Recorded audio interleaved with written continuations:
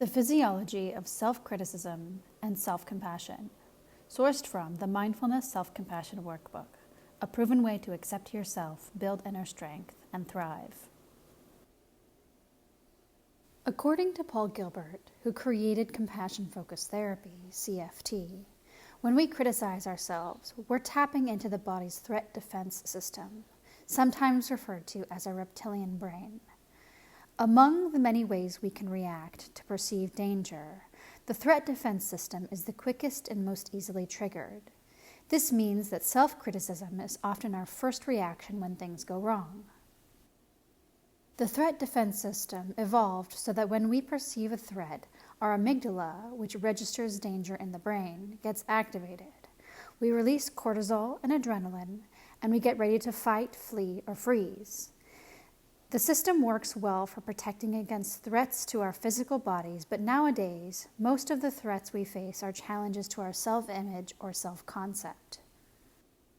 Feeling threatened puts a stress on the mind and body, and chronic stress can cause anxiety and depression, which is why habitual self-criticism is so bad for our emotional and physical well-being.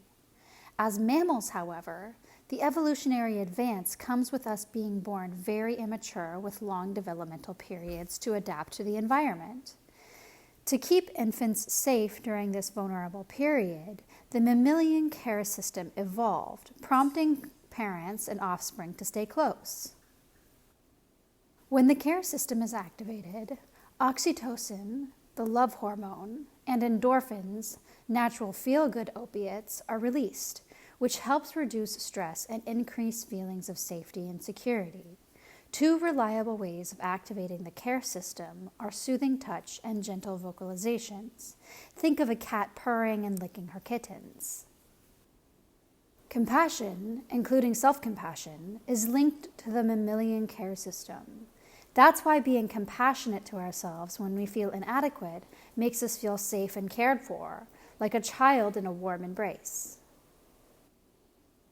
Self-compassion helps to downregulate the threat response.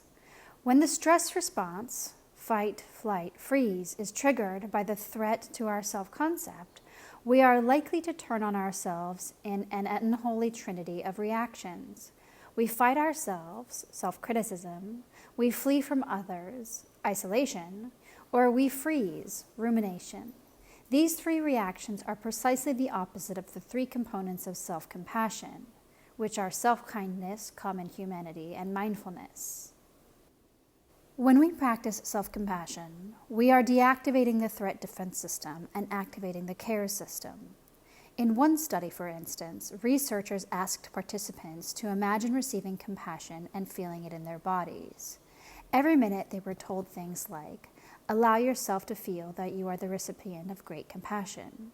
Allow yourself to feel the loving kindness that is there for you. It was found that the participants given these instructions had lower cortisol levels after the imagery than those in the control group. Participants also demonstrated increased heart rate variability afterwards. The safer people feel, the more open and flexible they can be in response to their environment. And this is reflected in how much their heart rate varies in response to stimuli. So you could say that when they gave themselves compassion, participants' hearts actually opened and became less defensive. The Physiology of Self-Criticism and Self-Compassion, sourced from the Mindfulness Self-Compassion Workbook, a proven way to accept yourself, build inner strength, and thrive. For more information and exercises on mindful self-compassion, check out the link in the description below that takes you to the Mindful Self-Compassion Workbook, a proven way to accept yourself, build inner strength, and thrive.